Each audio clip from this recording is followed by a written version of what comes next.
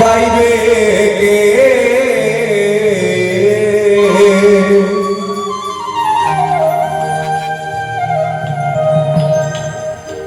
বড় দুঃখ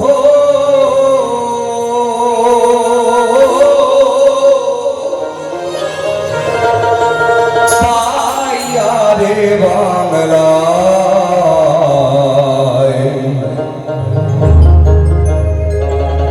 বাউল ময়রাছে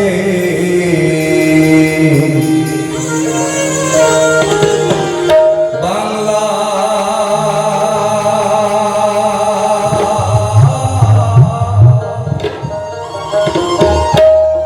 বাউল ময়রাছে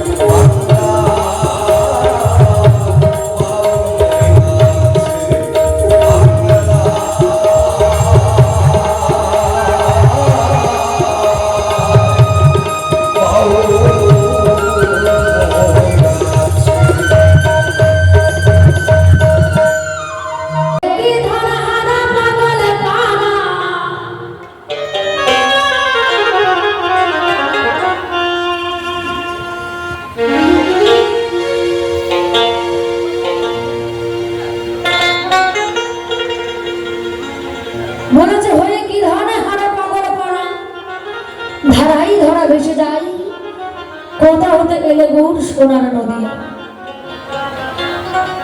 গৌরাঙ্গ মহাপ্রভু যখন সন্ন্যাস ধারণ করলেন, মা সতী রানী নগরবাসীদেরকে ডেকে ডেকে বললেন, আমার নেওয়াই সন্ন্যাসী গেছে।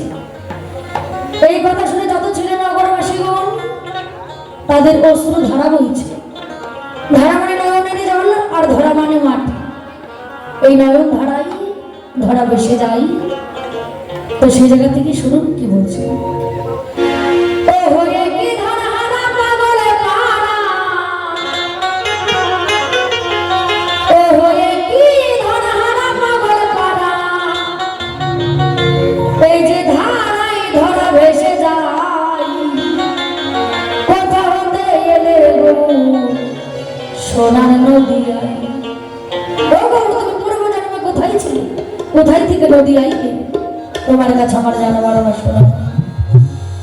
কোথা হতে এলে গো সোনার নদিয়ায়।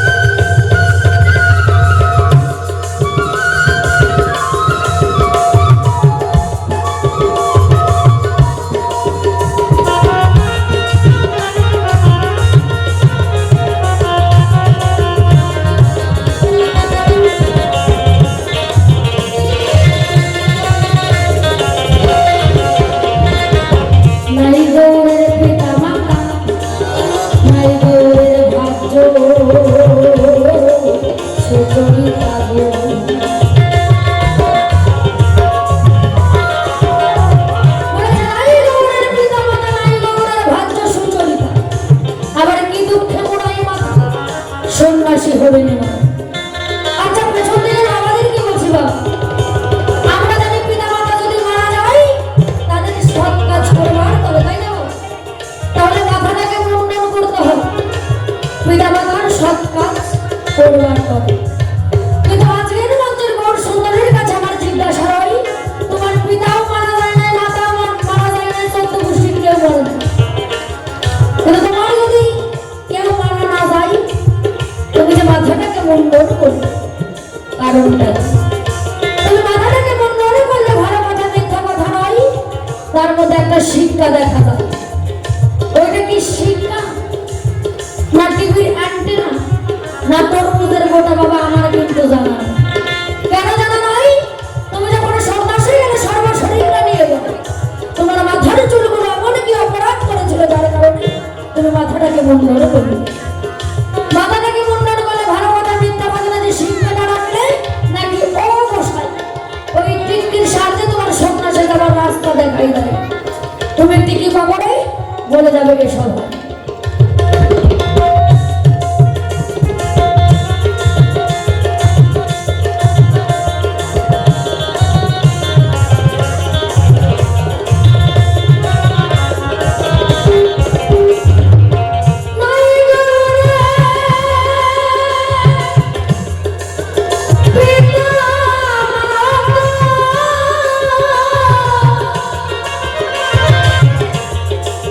নাই গো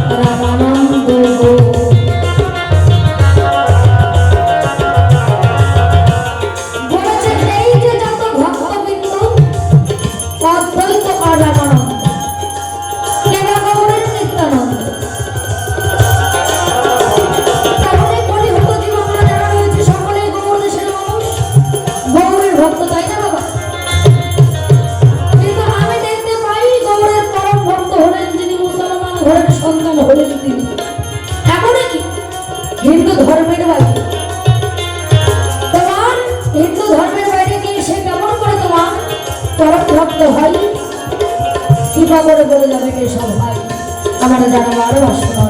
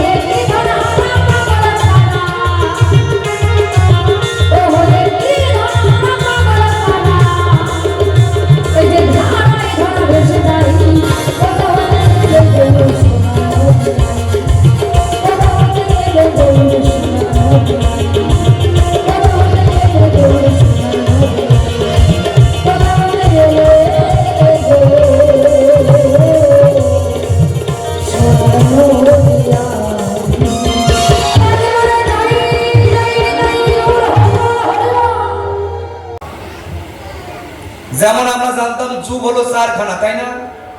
কি বাবা, যুগ চারখানা তো একটু হ্যানা কবেন।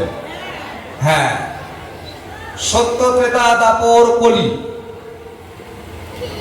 পুরনো বাউল ছিল যারা, তারা বলে যাচ্ছে বাউলেরও চারখানা ভাগ, চারখানা স্তর, চারখানা দেশ।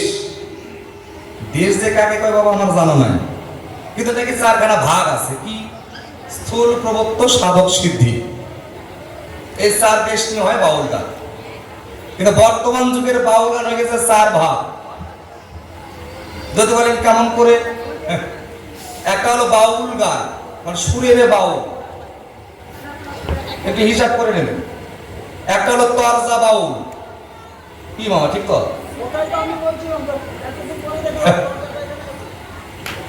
তিন নাম্বার বাউল হলো ডিজে বাউল, একটু সাউন্ড জোরে দে। 4 নাম্বার বাউল হয়ে গেল কি ঝিঙ্কুনাকুর বাউল। তাহলে ঝিঙ্কুনাকুর বাউলটা কেমন?